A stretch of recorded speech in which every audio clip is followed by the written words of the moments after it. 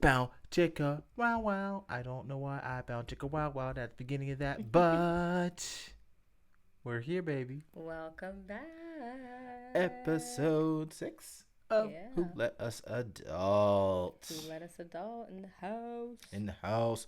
You're so Jasmine. Hi, honey. How's your week? It was great. How was your week? That was quick. It Yeah. was long, quick but long at the same time. Yeah.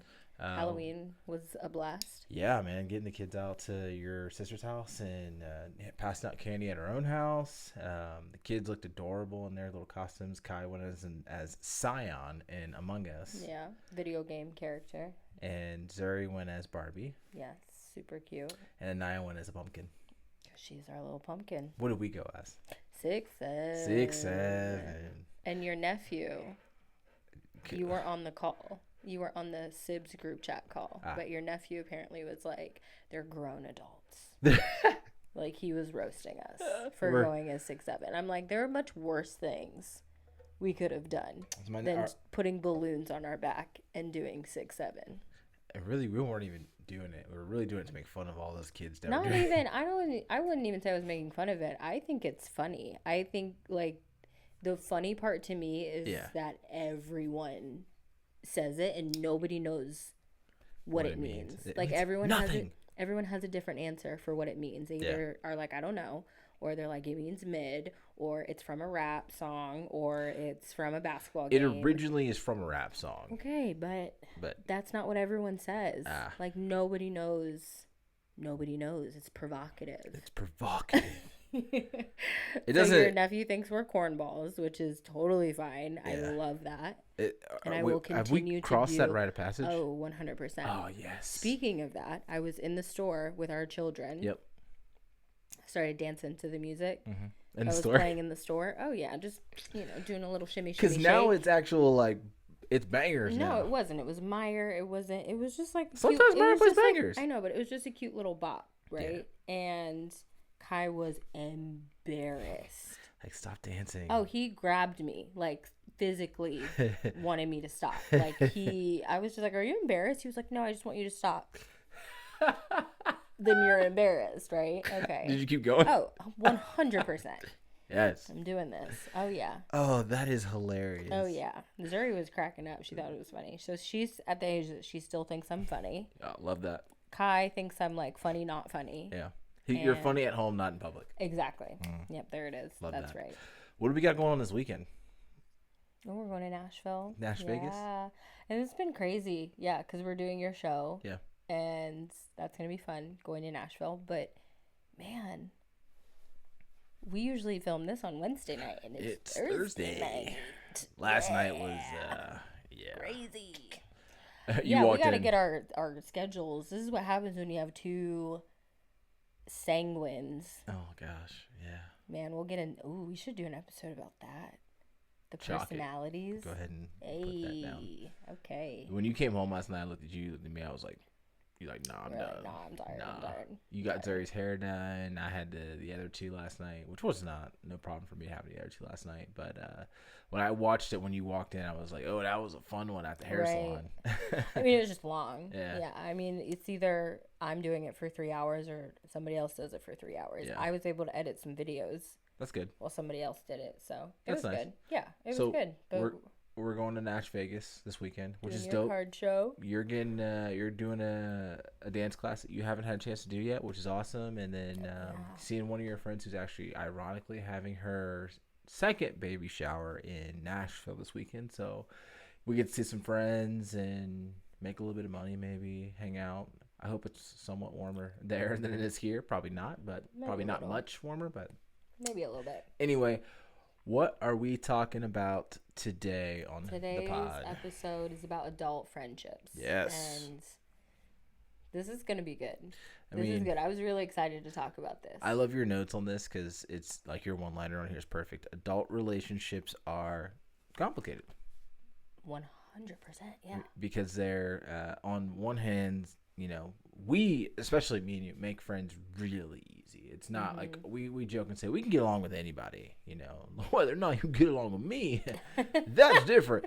But on a plus side, most people typically get along with us. And we have, I know one of the things that we have done a phenomenal job with is how we manage our relationships with other people. People who. How so? I'm curious where you're going with that. Yeah. So there's a multitude of different ways. Let's talk about the complicated side first. Okay. So we don't allow anybody to get in between our marriage when it comes to anything. No. Like I don't care if it's your mom, my mom. You don't really have a best friends, acquaintances. You don't have a say in what goes on in this marriage, and that is one of the things I think we kind of learned. We guard our marriage. Yeah, we learned this ironically at a very young age. Yeah. When we started dating, we had someone who tried to get in between our relationship. I wouldn't even say that they almost succeeded, but I think we learned something from that without realizing that we learned something. We did, and it's just never happened, you know, since that moment. 13, 14 years ago when that incident happened. But and it was just, you know, that was a learning experience, because back then we were in college. You were living downtown on OSU campus. You were living at Otterbein campus. And the roommates that you had, I mean, it was a college house. Yeah. It was a typical college house. And it was a bunch of people that you didn't know. You guys were all kind of thrown together. And I wouldn't say I didn't know. Like, I knew them, but I didn't know them, like, long. Yeah. Like, I look back, I can look back at that and go, man, that was a horrible decision. There were two people that I really barely knew that were like, hey, we need a house. Really, they invited me because I was the only one that at the time was 21. Right, and they but they wanted you to get alcohol for them, which is crazy, right? I mean, okay. Yeah, so we've all been there. We've all been there. Not everybody, but we were heathens. Before we were saved, we were heathens. Right. That's just a full disclosure here. Yeah. We're not gonna act like we've always been like sanctified, and we're not even sanctified now. Like, that is a ongoing and forever process of sanctification. So we're getting better. Yes. So I would say we're learning. So I would say that because of some of the lessons that we learned there, it's really kind of helped propel us into how we navigate relationships now. Even we talked about a couple of episodes ago about our time in the network marketing industry and the business team we got associated with. We even learned some of the things that they taught us kind of intertwined with some of the things that we learned as young adults, and it's really kind of shaped how we view friendships and relationships now. Yeah. I mean, I'll let you kind of talk on this. Like, how do you view relationships? I mean, I just kind of went on a little side tangent at the start, but I want to hear your point of view from it.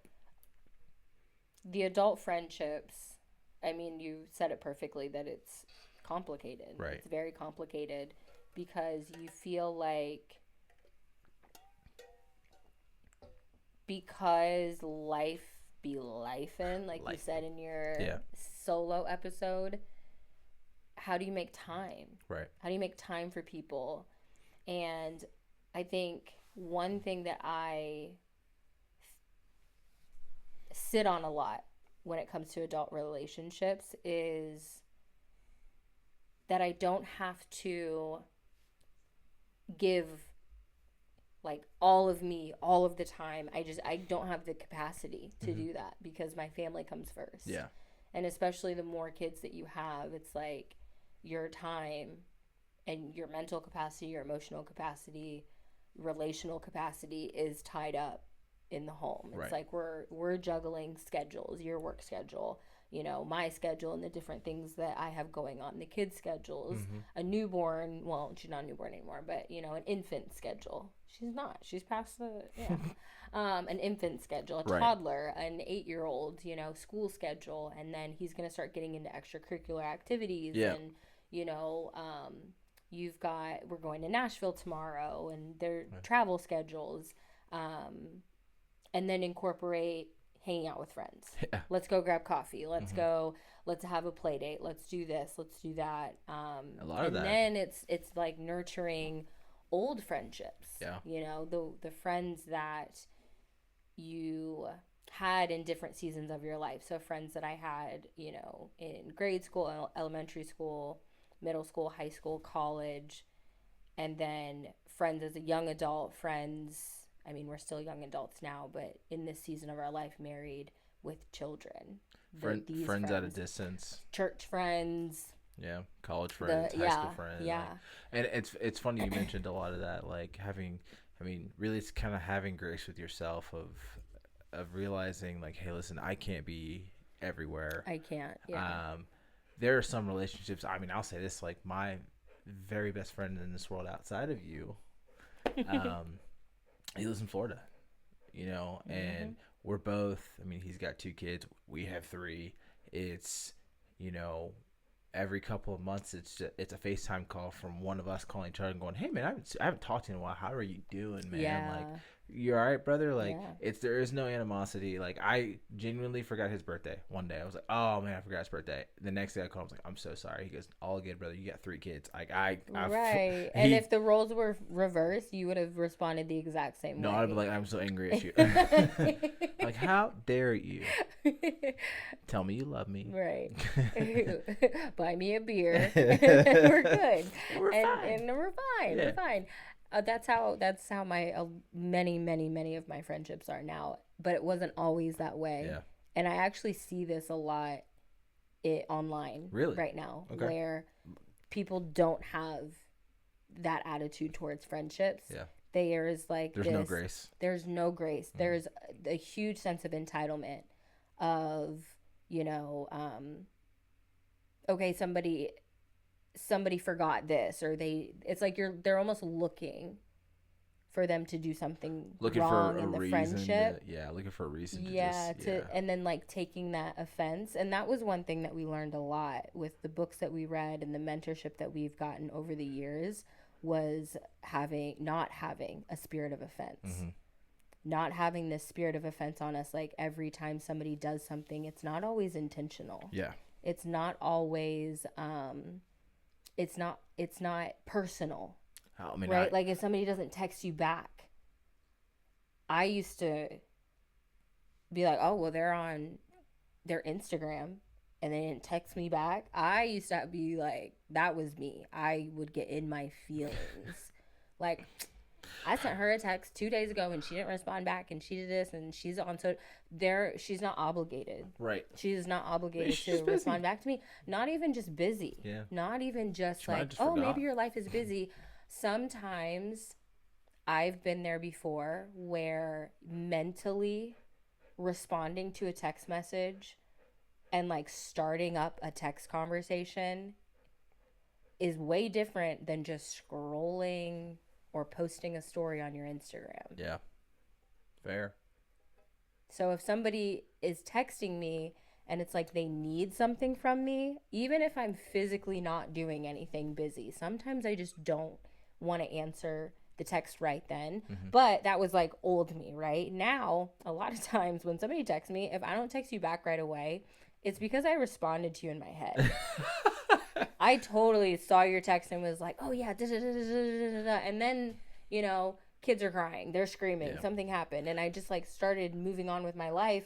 And then a week goes by and I'm like, I never actually sent a text. The responding in your head is so on par with me. I do that, and I also do the because I do everything entirely way too fast. Mm-hmm. It's one of the things that you always, you know, harp on me on for, is slow down.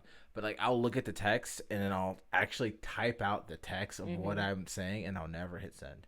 Oh yeah, there's been that too. So I'll open up a message and be like, "There's a whole message here I didn't send." There's grace for that, and I see that missing a lot when I see some of these conversations going on about adult friendships. Yeah, where they're like, you know, that person didn't respond back to me, and just taking things personally and not giving another person grace, or assuming the worst, right, looking too much into somebody not responding, and not just not responding, but how somebody responds. You have taught me so much about texting. oh wait, I put all of my heart and soul into texting. Exclamation points, hearts, yeah, like, just I'm showing you my emotional emotion. and sleep. It never comes across. Like, it took me too many What? years. So how did I teach you? Because your texts are all lowercase. There's no punctuation. So, like, when I read your text, I read it like, "Hi, honey, how are you?" When I text, because there's like an exclamation point and there's like a kissy face and hearts and all this, it's like, "Hey, honey, how are you?" Like, just so. And I even work when I was in the corporate space. I had to like tone down my emails. So at work, it would be like, "Good afternoon. I hope this email finds you well." And I'd want to put like an exclamation point. "I hope this email finds you well." Nope. Period. "I hope this email finds you well." That's Period. really funny. But on I don't know if anybody else thinks like that when they're reading. Not me. I mean, you know me. I'm just trying to get the message across and then move on. Just trying. Hey, honey, how you doing? Love you. And you would have been the person when you sent me an email at work. I would be like, "He's mad at me." So when you sent me a text, that's what I'm saying. What you taught me is that your text taught me. I was like, okay, I know him. I know how he talks. I know when he's excited about stuff, when he's not excited, when something. So, like, if I'm, like, misinterpreting what he's texting me, like, I'll just go talk to you about it. But a lot of times, like, I just stopped trying to read into your text. Like, he put ... Oh, there were 3 dots instead of just a period. Or, well, you never use a period, so. Nope. Punctuation 0. Right. So there's that. Like, my texts, they used to be way over the top. I've toned it down. They're not super bland, but if y'all would text me back in the day, it was like 1,000 exclamation points, like full heart on the sleeve. And if somebody responded, if I gave all of that in a text and somebody responded without any punctuation, I was like, they're mad at me. They hate me. They hate me. They don't like me. You've overcome that now. Thank 100%. So sure. Let's segue here, because you talked a little bit about giving grace. Obviously, we know that we're all human. Not every relationship that we have, or every person that we interact with is going to be a good relationships. There are friendships that we have had over the years that have gone sour. I'll give an example. One of the guy who used to be one of my absolute best friends in this world did us dirty. Like, we were gone for a weekend. He was house sitting for us, taking care of our dog, and he threw a party in our house and then lied about it. Dang, we're going there. Yeah, we're going there. Okay. Wow. And I remember coming back to our house and going, "Someone threw a party at our house," and we asked him, and he was like, "Nah, I didn't throw a party." Yet all of the beer cans and everything were like in the trash can, and then everything in our fridge was like pushed to the right. And it was like, bro, what? But that was kind of like, I'm not one to hold like a grudge. I don't really hold grudges, that one was kind of like the last little final straw for me, when I was like, listen, like, maybe I need to let this friendship go. And like, there are some, because there was a level of disrespect. So that brings up actually a really good point about conflict within friendships, especially as an adult, where you have this friend that you've been friends with for years and you consider to be one of your best friends, best man in your wedding, and there was a lot of conflict there. And how do you know when it's time to move on from a friendship? I know that one necessarily didn't, like, just full transparency, like, it didn't end on the best of terms. It wasn't like, and it took like, hey, let's sit down and have this conversation, and then, like, and that took me some years to, like, get right with God, and like, all right, I forgive this person. I'm not going to go out of my way and like, acknowledge that person if I see him in public or not, but I'm not going to sit here and say that I hate this person. Right. You know what I mean? I just, realize that, and this is an old saying that most people know. If you don't, then it's first time hearing it, great. But every person comes into your life for a season, a reason, or a lifetime. It just happened to be that that person was in our lives for a season. So I don't wish any ill will from that person. And one of the things that I've realized over the years, is if I can help someone in any way, especially a friend, better their life, and they continuously ignore me and their life starts to go into chaos, I know that it's time for me to let that person like, all right, listen, like I've on it's time to let somebody go when you try to give them solutions and all they come to you is problems. Yeah. Over and over and over again. And they never take your advice. They're never willing to. And that's my advice to our listeners here. If you're dealing with a friend that you love dearly, that you have tried your absolute hardest to help, and they just seems like they're unhelpable, or they just don't have any they don't show any signs of wanting that help, let them go. Man, that's exhausting. It's not worth your I won't say it's your problem. It's not worth your energy and your love. Yeah. They talk about in the Bible, Pharaoh having a hardened heart. Some people just have hardened hearts, and need to be willing and ready for it to soften. It might be, it might mean that you need to let that person go. Yeah. And I'm personally not going to let somebody crash my life down with their hurricane. For sure. Yeah. So I can love someone from a distance. I'm the from a distance. From deep. Burn. No. So I think that's a great example of how we viewed friendships in our early 20s, and I want to add to that because I love people. Yeah. If you know me personally, you know that I love people. Like, I really do enjoy getting to know people and hearing people's stories and connecting with them, like, on a deep level, especially just those one-on-one conversations. I just really enjoy it. And friendships to me, I think, differ from your side of it, because when I have gone through those friendship breakups, they've been hard. Well, and that kind of, before you go into that, because it kind of goes into one of the next things I want to talk about. Well, I want to talk about in our early 20s. There's a point that I was making based on what you were saying. Okay. So in our early 20s, how I viewed friendships was, everybody's my friend. Yeah. Okay, we met one time, you're my friend, right? Like, this is my second Instagram. I think I deleted a bunch of people off of Facebook, because when you met somebody, you'd immediately add them on Facebook. Friends on Facebook. You talked one time for 3 seconds and probably incoherently, right? Like, you don't remember them. So many people, I look at their picture and I'm just like, I don't know who you are. So that I viewed friendships as just like, I meet you, I talk to you, I like you from a very surface level point of view. I don't know your values, I don't know your beliefs, I don't know how you treat people. All I know is that we were kikiing for 30 minutes and then we added each other on social media and now we're friends. So in my early 20s, it was like, everybody's my friend and I love people. And it made some of those relationships that I had, one, I was very immature. Yeah.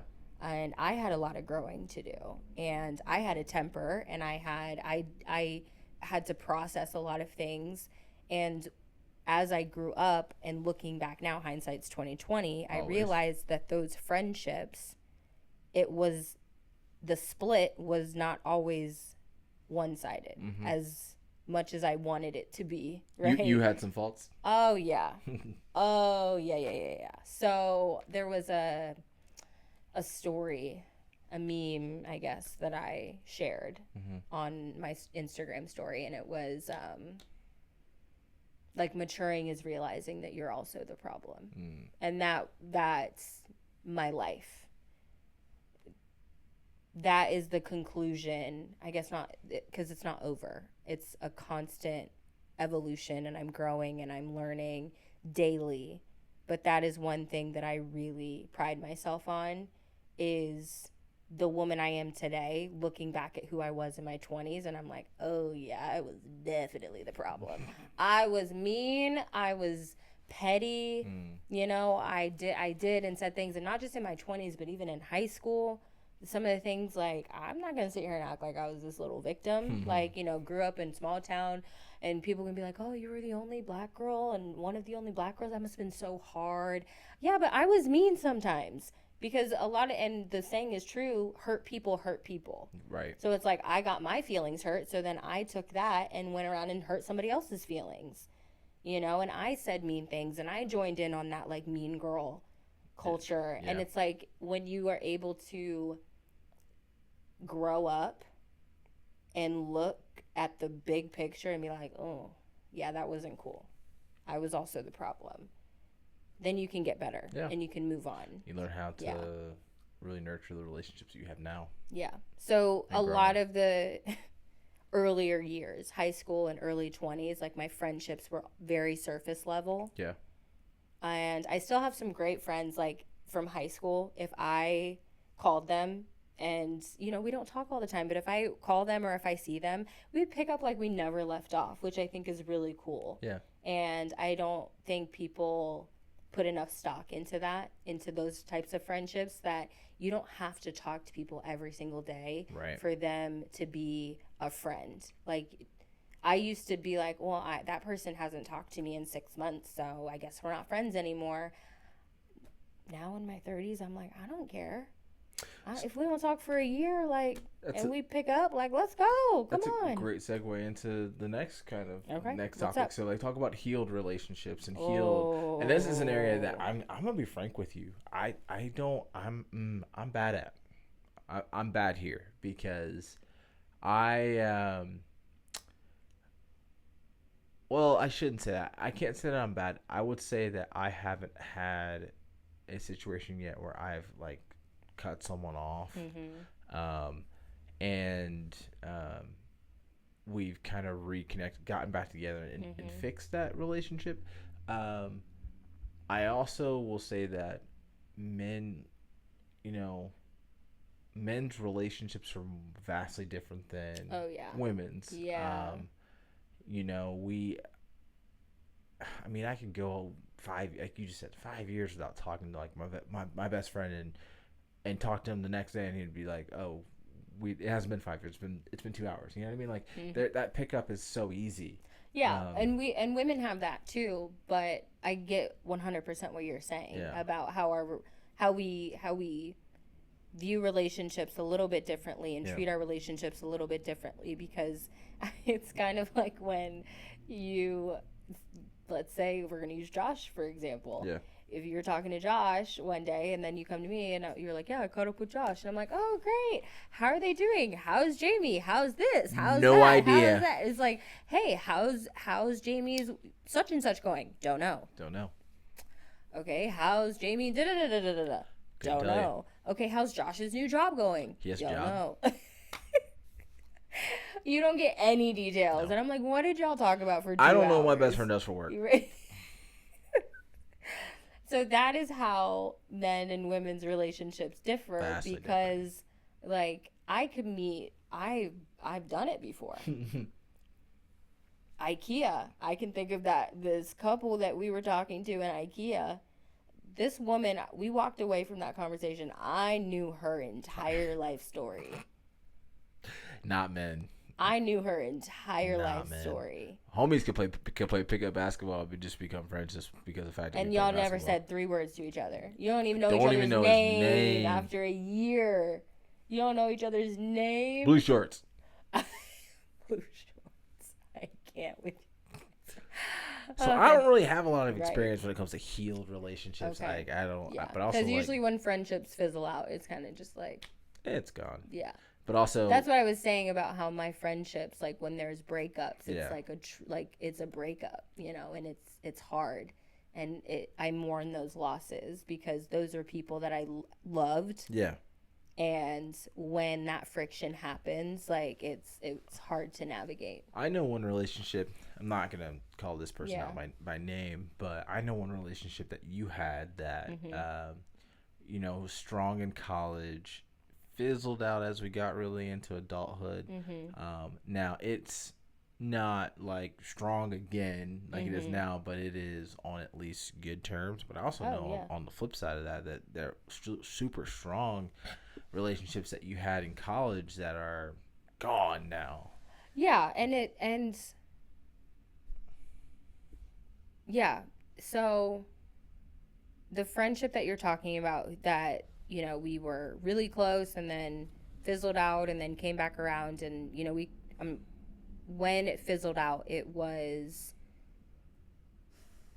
there was redemption from that because we had an argument about something. I remember that vividly, and then I remember coming back around and, like I mentioned earlier, apologizing for my part in it and really not expecting. What I've stopped doing is like expecting anything in return. Right.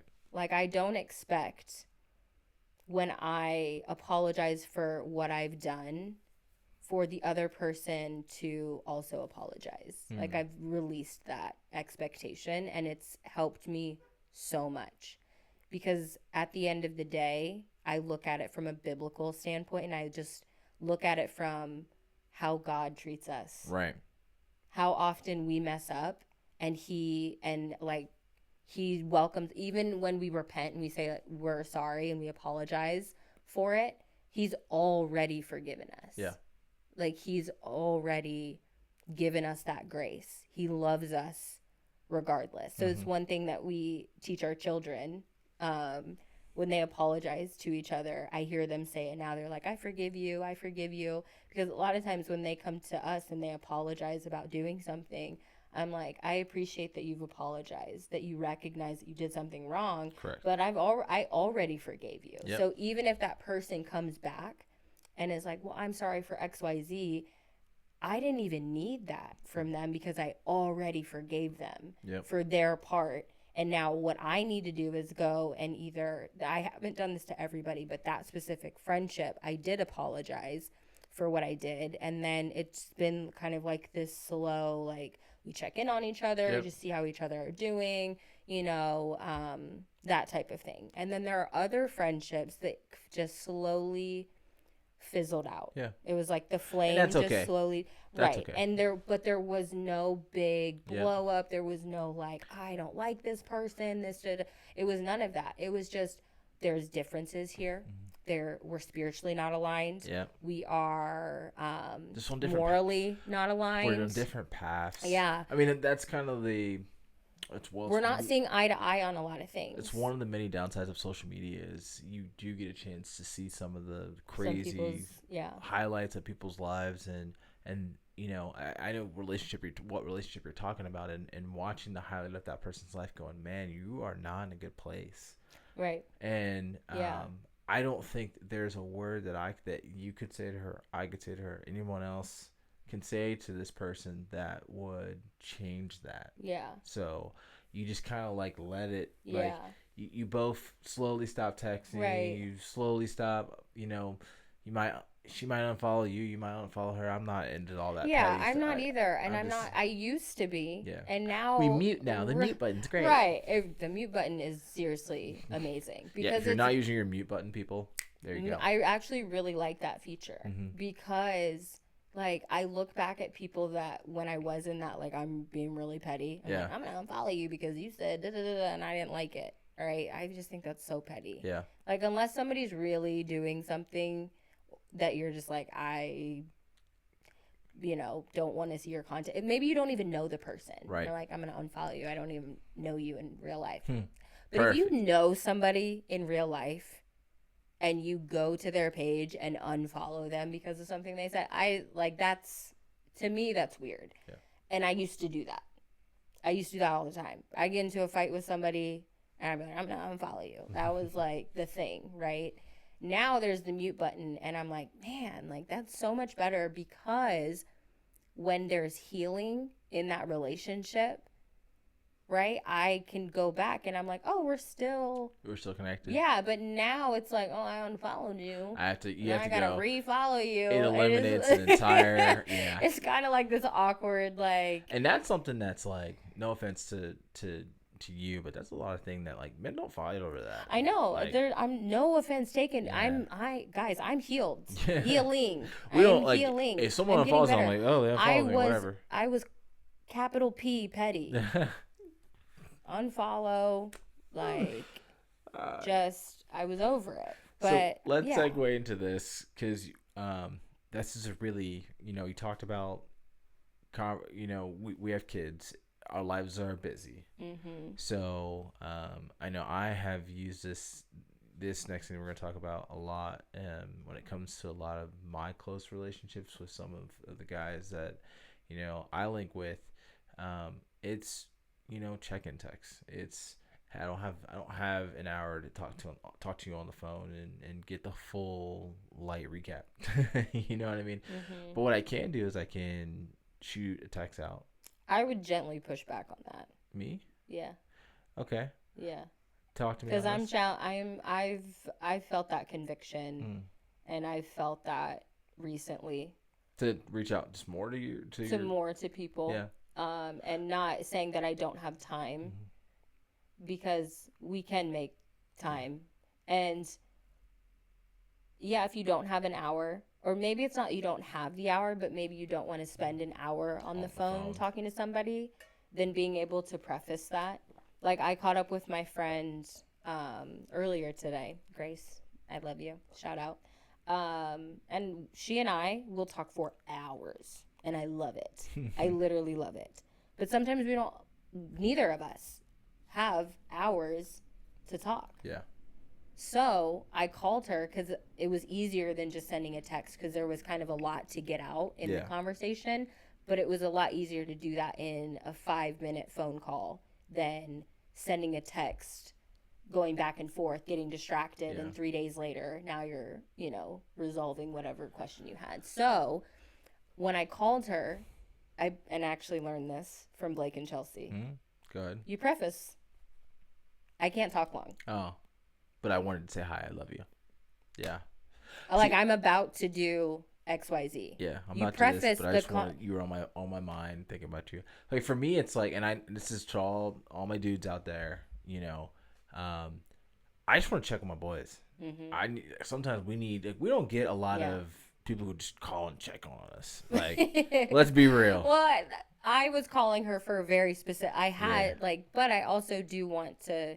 And that's the difference between men and women, right? Like, I do want to call you and check in on you, if that's your relationship, though, because sometimes a phone conversation isn't your relationship. And so I love this. My brother does this a lot, and I appreciate it every single time he does it. But he'll just randomly, once a month, just, if we haven't talked in a while, just send a text. Love you, proud of you, hope you're doing well. I love that. Man, love you too, bro. And he also calls you. Yeah. But love you too, bro. Yeah. Like, God, what are you doing, bro? Like, you know what I mean? Like, how are things going? Like, it always initiates a conversation, and we always talk for, maybe it's a quick 5-10 minute text. But same with Josh. Like, we will both candidly just call each other, just, hey, checking in on you, see how you're doing, man. How are the kids? Just, it's more or less not focused on the family. It's more or less just focused on, how are you doing? Mm-hmm. We're both in kind of similar situations where we're the sole providers of our family. So we're, we had the financial pressure, but we also, have to be strong husbands and strong fathers for, both our sons and daughters. So I recommend for any of the fellows that are listening here, I mean, check in with your boys. Have you ever used the voice note feature, the voice memo? No. Oh, wait, which, like send a voice message like, hey man, I have for work. I don't do it for like, I'd be weird. No, I'm not gonna say it'll be weird if I'm gonna do it tonight. I'm like, hey bruh, how you doing? I hope you're doing all right. I don't know what it is, so I never initiate a voice message. But you always end up on one? No. So I never initiate. Okay. If Chelsea, I'm going to call Chelsea out. Chelsea is the queen of voice messages. The queen. She sends me voice message, and I love it because I'm able to listen. Like if I'm driving, I just hit play and I listen to her voice message, and it's great. And she's so clear, concise. Like it's good. Even if it's a 5-minute voice message, I'm just like, there's a point to it. Yeah. If I send you a 5-minute voice note, it's rambling. And so I never initiate the voice messages. However, Chelsea will send me a voice message and I will send her back a voice message. But if she sends me a text, I'll send her back a text.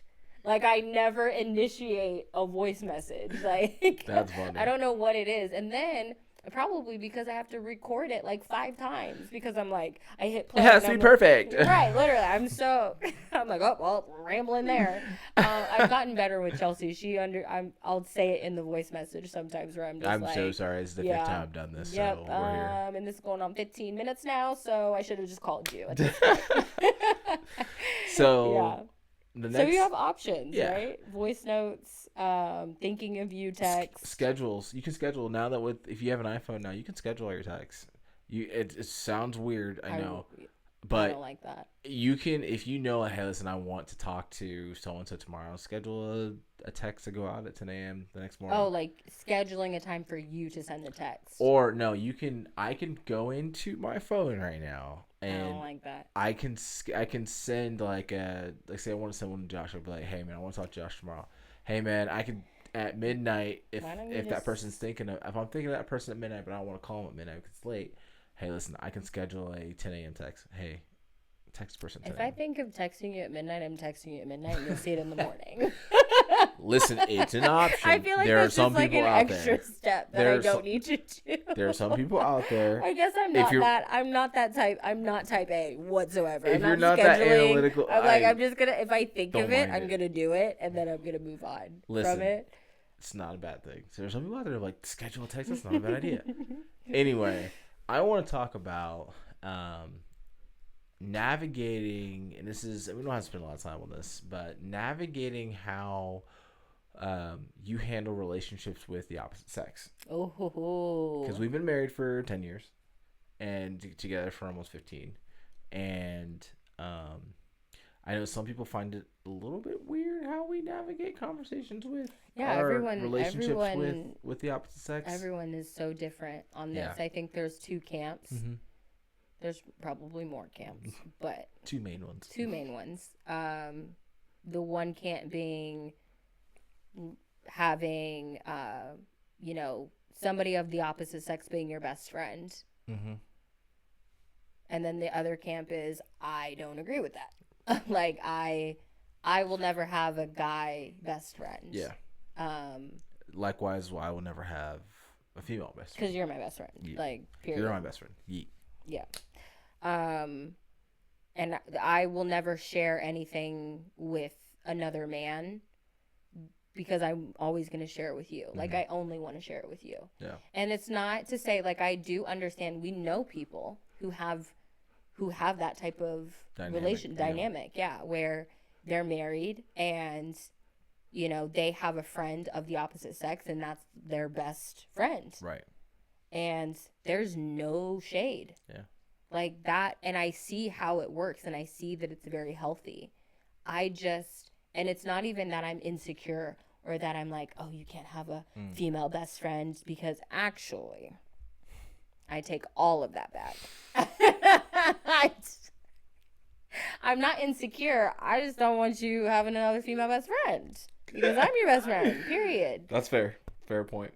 I like to... And I hope that there's a little bit on your end of like, I don't want you talking to another guy. Like, I like to eliminate... Listen, in the world, and this is going to sound really analytical and type A, but in a world that with a divorce rate as high as it is, yeah, I just like to eliminate all doubt. Like, I don't really... I mean, outside of like work situations where I'm texting like my boss, I don't really text females. Yeah. Without you like on that, like I did it with with Grace a couple of weeks ago when we were working on figuring out how we wanted to do the photo shoot. I'm texting Grace and Brian at the same time in a group chat, like, "Hey, Grace, yeah, like yada yada yada yada," like. And that's something I full transparency. That is something that when we were a part of our network marketing business, when we had the mentorship that we had, there was a common theme and encouragement to couples to keep that relationship between you guys. Yeah. And like if I were to text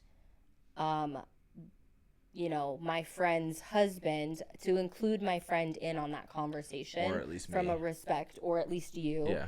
From a respect standpoint. And there are parts of that that I do heavily agree with. Yeah. And then there are other parts where I'm like, I just need to ask a question very quickly. Yeah. There's nothing there. But you're and I understand that. Yeah. But you're also like, you're not gonna see me at 10:00 at night curled up next to bed going, I'm texting Ashley. Like I'm just not doing exactly. that. Yeah. But unless if it's like, Ashley and but if Brian, it's work, if it's work related, and you're texting a woman that you work with, and it's just you two, like, text her, call her, don't care, Is she your best friend? When it comes to navigating like friends, like is she your work wife? Absolutely not. Yeah, that phrase is wild. If you're a work wife or a work husband, and that's like going into another route. That's not adult friendships. Yes. So let's talk about how we talk about the circles. We all have friends that are all in different circles that all do different things. I mean, I've got friends that I play video games with, and that's it. We only play games together. We don't go to the movies. We're not going to the beach together. I wouldn't go on vacation with some of these people. You know what I mean? But like, I would purely play games with you. Yeah. We have our church group. If it's sad. Or like faith, our friends that are like filling our spiritual cup. For sure. Jeannie is that. Jeannie, Abby, I mean, they're our pastors around the corner. Yeah. Our pastors around the corner. Those are, they go into different categories as well. Right. But like having like these spiritual friends, Grace, Hastina, like those are my girls that I can really go to and confide in, and I know that they're going to fill me back up, and that they're going to speak truth in love, because we haven't talked about this yet, that the accountability piece, having friends that truly will hold you accountable. Chelsea, there you go. Yeah, Chelsea's included in that. Blake for me. They truly hold you accountable. They're not the ones that will just tell you what you want to hear. Right. So I don't think we really mentioned that, where we were talking about how we viewed friends in our 20s and now how we view friends now, where friendships in our 20s were surface level. Just more like I'm not even going to say all of them were surface level. Just more go with the flow type of friendships. They were very easy and but then like as we've gotten older, we've really had to like intentionality, get real. Yeah. And like I don't have time to be friends with people that just tell me what I want to hear. What Drake said, no fake friends? Yeah, and just agree with me on everything. And if I come to them about a situation, they're like, yeah, oh yeah, that person was so wrong, da-da-da, you're right, da-da-da. Here's one thing too, like, and being a married couple, and this might raise a lot of red flags for some people, or might, get under some people's skin. I'm not a really huge component of hanging out with a lot of single friends. A lot being married, being married. Lot, I don't like. I try to keep a circle of people who are in somewhat the same kind of same life. Oh, what's in the same kind of spirit that we're all right now. So we can elevate each other. Like, I'm not saying that I would never have any friends that are single. That's not true. Yeah. But I'm not, because I have single friends and I have friends without kids, But I'm not like my core group of friends are married. They all have married. Most of them have at least one kid, if not multiple. Or about to have a kid. Like it's one of those things that like, I want to hang around people who are in similar like the similar similar life. season, stage and season of life for sure. And it's funny too because I realize like some of our friends and that they're in their late 30s, early 40s, and I'm like, huh. Because we're getting way closer to 40 now. So it just like surprises me sometimes when I'm talking to some of my friends and I like reminded, that they're in their 40s. And I'm like, and we're friends and we're like close. Like, like I still like mentally. I feel 25 still. Right. Mm-hmm. So I'm like, I'm not hanging out with a bunch of 25-year-olds. Like, oh, like, no, we're adults. Right. We're grown. Gotcha. And especially because we weren't like super young when we had Kai, but I guess in the like compared to from our friend group now we were. Nowadays it's but when Kai started school and then all the other parents, we were like, whoa, we are wait, y'all are in your late 30s and we're barely 26, 28. Yeah, we were. Yeah. Wild. Crazy. So it was just like, we were like some of the youngest parents. Yeah. So even now it's interesting having older friends and younger friends. But honestly, like you said at the beginning, we can be friends with, I don't care. Just about anybody. We can be friends. I mean, if we lived closer, Greg and Christy would be, we'd be over at their house all the time. Like, they're like our best friends. Right. We love them. They're what? And they're, I'm not going to say their age. Christy would be like, don't you dare. I'm not going to say their age. But let's just say that they were our age when I met them when I was very little. Okay. Anyways, before we wrap up here, one of the things I want to talk about is green flags.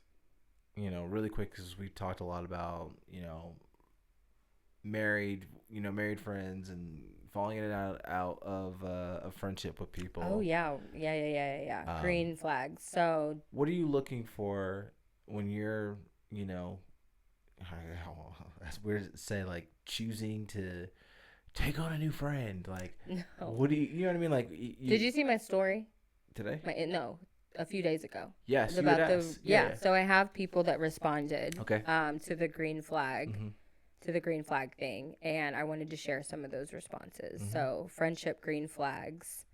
I had my cousins, Amy said not high maintenance, low key, which I think as you get older, like friendships like we've talked about that can just go with the flow. Right. Like we're not talking every day. Yeah. And that's when I was in high school, I was like, my best friends were the friends that I was talking to every single day. Right. But now, like, I have you, so I get to talk to you every single day. So not being high maintenance and expecting, just like it's all about you. Yeah. All the time. So just understanding that we have lives and everyone's busy and everyone is, doing things and raising families or traveling or whatever, going through loss or medical issues or whatever the case may be, and just I guess figuring out how you can show up for people and not being the person that is like the high maintenance one. Right. Tamra said check-ins when you're struggling. Yeah. So yeah, somebody that's sending those texts. How you doing? No strings attached, nothing else needed, just how are you? Yeah. And I have gotten many of those messages from dear friends of mine who will ask that and they'll say, how are you doing? And if I'm like, yeah, kids are great, Ian's doing this and excited, and I give them, this recap of everything, and then they'll stop and they're, that's great. How are you? And that, man, like when you have friends that ask that question, it really changes things. I had another friend who said, Grace said this, friends who meet you in the season. So I asked her to elaborate a little bit on it, and I think it's a lot about what we were talking about. But what she was getting at is like being flexible and understanding that everyone may be in a different season. So asking them what would make them feel comfortable, or if it would even be something they would want to do. You know, before you just like, before it was like, let's go out to eat, or let's do this and let's do that. But it's like when somebody, one of your friends has kids, dropping everything and just going out to eat may not be as easy as it once was. Right. Like just texting the group and being like, let's all go get brunch. It's like, life looks different. Let's all go on vacation. Let's do a girls trip. Let's do this. Let's do that. It's like you have to just understand that people are in different seasons now, and see what works for them. What is their life like now? How can you show up for them? You know, how can you, help them navigate those things, and just like she said, be there for them in different seasons. I had a few people, this one almost made me cry, but Kenzie, she said, uplifting each other and speaking life into one another on a regular basis. And Brianna said, knowing you don't have to clean your entire house for this friend to come over. I was like, Preach. Jeannie came over when you were gone. Disaster. Oh, yeah. And that was so freeing. And I was like, yeah, my room is a disaster right now. Like, she walked into my room. I let her into my room. Our room? I'm saying my room because you weren't here. Sure. I let her in there. I don't do that. People do not go into our room, especially when it's a mess. They don't go in there. Like, I'm like, nope, doors closed, locks. Like, kids will, like, run upstairs and, like, let other kids go. And I'm like, get out of our room. Like, it's a disaster. Jeannie came over, let her in the room, clothes everywhere. And it was cool, you know, because you don't have to, like, perform all the time and be on all the time. They can see you. And then Bree, my friend Bree, she responded to it. She said to the what is a green flag friendship? And she just said, you. Aww. Am I a green flag friendship? Apparently That's a lot of, I was like, I'm honored. I feel honored that she said that. And I'm like, it's been years and years and years of healing and really like self-awareness for when I was a red flag friend. Because I was at one point, and I can admit that, and yeah, I've gotten better over the years. So that was super sweet that she said that. Is there anything you want to add to that about no, I want to hear what from perfect. A guy's perspective. Green flag, what's a green flag friend for men? Because y'all don't care about what's going. Y'all just talk. Do you know my name? You said that wasn't a deal breaker. It's not, but it helps. No, listen, that was perfect. I don't want to stop on that. But I will add this note as we wrap up. I want to go back because I just read this thing from our notes, and I think that it's good to talk about that. What? Like, I love you, I'm just tired. Friendships. Okay. Do you know what I'm getting at with that? No, go ahead. My hand hurts. My hand is cramping. The I love you, I'm just tired friendships. Where you're like this for me. Okay.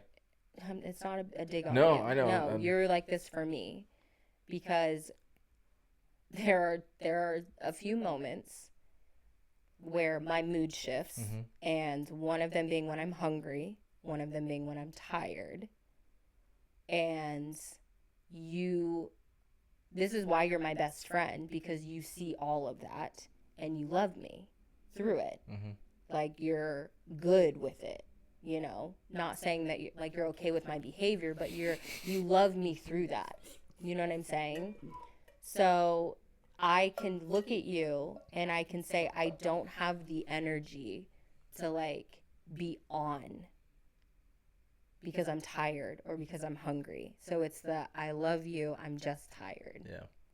And you're like, okay. All right. Peace if out. You need some space, if you need this, like, I'll take the kids. You need a massage, you need a glass of water, like whatever, right? Like you're there in that moment. And that's how we work on it. It wasn't always like that. It's not perfect, right. But I'm giving you, your flowers. I like flowers. Do you? Huh? And I would say I have some friends that are there? Yeah, there's not as many, and I think as you get older, that's one thing I had to realize.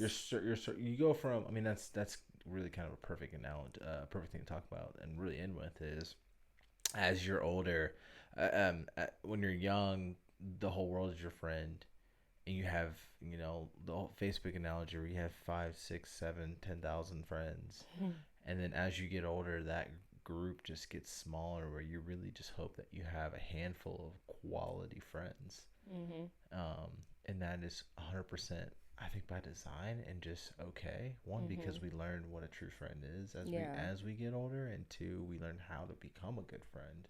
So, yeah, because it's not about finding. Yeah. Like you don't find the friendships. Like you become and you practice and you get better and you apologize and you don't expect, an apology per se. Like you have to recognize certain habits, but leading with grace every single time. And then knowing when to walk away.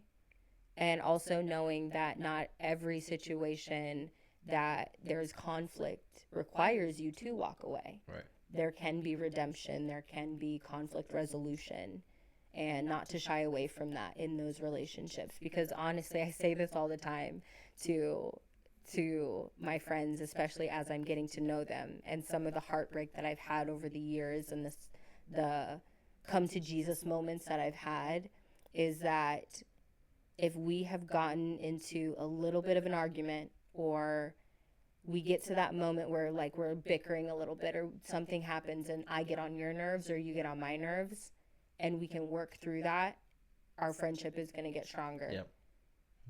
If we can call that out and be like, okay. It's like putting, when a flower is recovering, they put a piece of wood into it and allow it to stand back up. And then you just nurture with water. Oh, that's beautiful. And that's really what friendships are. Is can we survive when we've put in that piece of wood into our relationship, and continue to nurture and grow. So once you come to terms with like the fact that you don't always like people, but you always love people, it's like you can get friendships become very easy. Like, I may not like how you said that. I may not like your decision. I may, or I may just be in a bad mood and you're the target right now. You just happen to cross my path when I'm not in a good mood. But thank God that you're giving me grace. Like, that's just having those friends that can meet you there and give you that grace I think is huge for adult friendships to last. So Jazzy J, tell us about this week's fake sponsor of the week. Who is our fake sponsor of the week? Oh, you tell me.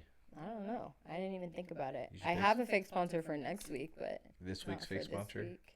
This week's fake sponsor of the week, sponsored, not sponsored, is Dale Carnegie. How to Win Friends and Influence People. Not sponsored.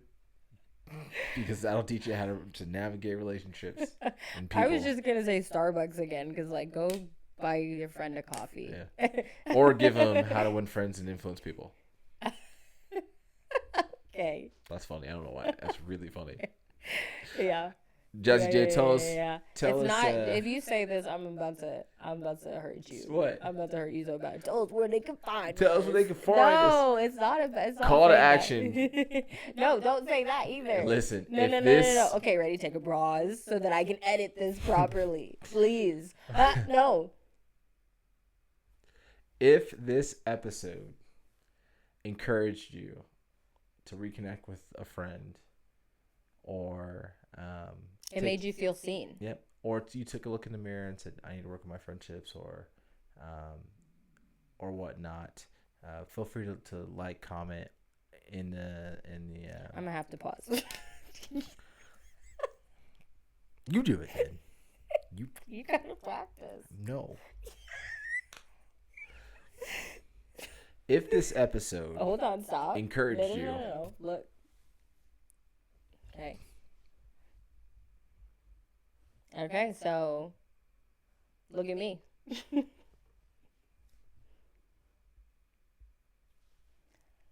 That was good. That was good. And wrapping up. If this episode encouraged you and made you feel seen, it would mean the world to us if you would like, comment on YouTube, Spotify, wherever you're listening to this podcast on. Give us feedback. We'd love it. Tell us your story of a friend that you reconnected with or fell out of friendship with. We'd love to hear it all. Jazz, can you tell us, the listeners and viewers, where they can find us? No. We're going to do this one more time. I'm not. Honey, they're either listening to us or watching us. Okay. All right. All right, y'all. That wraps up Who Let Us Adult Friendships. We could talk for another hour about this. Definitely. Oh, man. We have lots and lots of examples and stories of friendships. Yes. But if you felt seen, if you liked this episode, share it with somebody. And if you're watching us on YouTube, like, comment, subscribe. Let us know where you're watching us from. And if you're listening to this on Spotify or on Apple Podcast, leave us a review. That would mean the world to us if you would leave a review and help other people find our show and, help us keep going. Follow us on TikTok and Instagram at Who Let Us Adult Pod on Instagram. Leave your comment there. Tell us your story on the crazy relationships that you've been in friendship wise, and heck, we might read a couple of them off on next week's episode. Yeah, so here we are signing off as your internet best friends. Internet besties. Hey, this is Who Let Us Adult. Who Let Us Adult. Week 6 is Bye. out. See you next week. We have no idea what's coming next week. There's something. Bye. Bye. We're going to go drive to Nashville in a few hours. Okay, bye. Thanks for being here. Lit. We're getting better at that.